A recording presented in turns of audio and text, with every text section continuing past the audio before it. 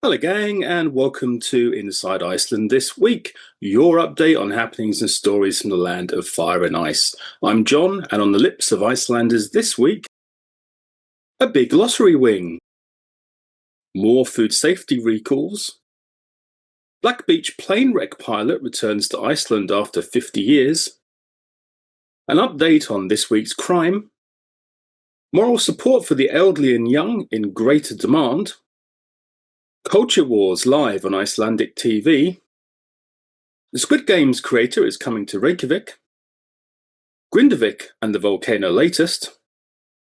So, grab a mug of something warm, sit back, relax, and let's hear about the stories from Iceland this week.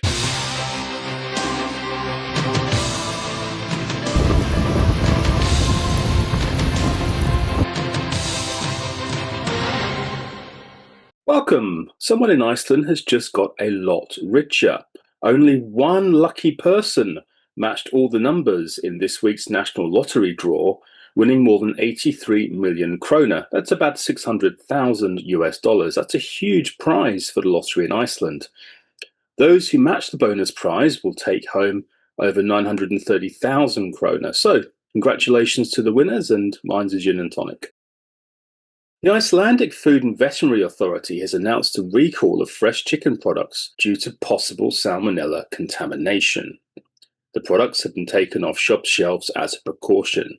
This follows shortly on the heels of last month's recall of cheese because of listeria concerns.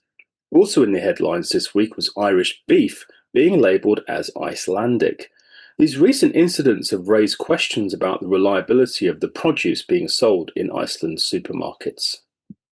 By which I mean Icelandic supermarkets and not the Iceland food chain. Before I get sued. You've probably seen photos of the famous Black Beach plane wreck. So, if you didn't know, that aircraft is a Douglas C-11-7D, which is a type of old DC-3 propeller plane.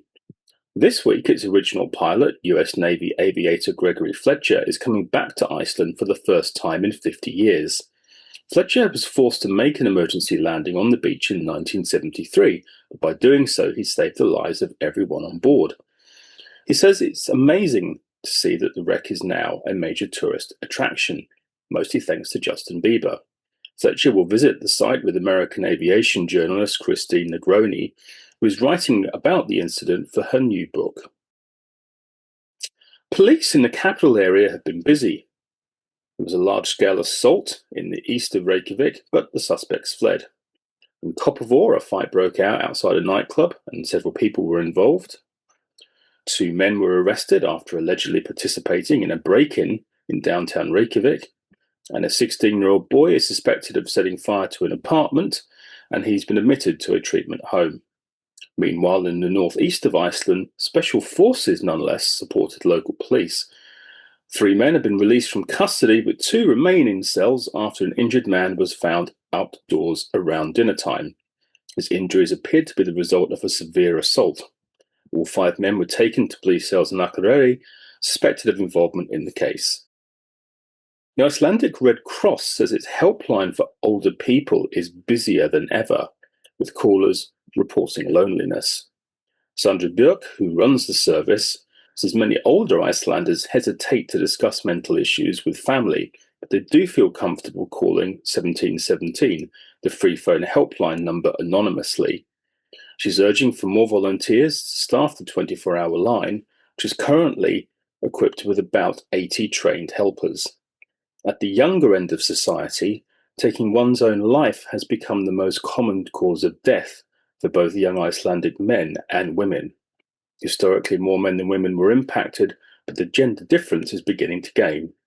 Again, if you're in Iceland and you need help, 1717 is a very good place to start. Televised debate has sparked controversy over LGBTQI rights in Iceland. The Centre Party's MP Snorri Milson clashed with the National LGBTQI Association on a TV talk show. He was met with hostility from most of the country, but scored well with the Centre Party's populist right-wing voter base. Snorri criticised what he called gender ideology in schools and prisons. while he was accused of undermining trans people's rights and compared to Putin because of his rhetoric. Snorri says he doesn't want a country where ideology must be accepted as fact, and an example is that biologically only two genders can exist. The exchange has fueled a wider conversation about freedom of expression and its protection against the protection of minority rights in Iceland. Plus, Snorri's family home has been placed under police surveillance following threats. And on a much lighter note, Reykjavik will host some big literary names this coming November. I'm going to get this name wrong, so apologies up front, but I'll give it a go. Hwangdong Kwak, creator of the Netflix Squid Games, will appear at the Icelandic Njör Festival alongside authors including George R.R. Martin. Tickets for the festival, which starts on November 12th, are available online, so if you're about, why not take a look? The town of Grindavik, which is heavily affected by volcanic activity last year, is slowly regaining residents. The official population has now risen for 2 months in a row, reaching 880 people. Local authorities credit loyalty arrangements, sporting events, and resilient local businesses for the town's cautious revival. Meanwhile, seismic activity does continue nearby. 2 significant earthquakes were recorded this week, west of the Kieftrin Lake. I always get that wrong, so apologies. And around 80 smaller aftershocks have followed. The Icelandic Meteorological Office says the quakes are linked to underground magma movements, but stresses there is currently no sign of an imminent eruption. Research into land subsidence is still going on. And that's your roundup from Iceland this week. A lucky lottery winner, a food recall, a returning hero pilot, lively debates, and the ongoing story of life on the land of fire and ice. Thanks for listening to Inside Iceland this week. Like, subscribe. Remember, we're here. See you next week. Lots of love, and see you next time. Bless, bless.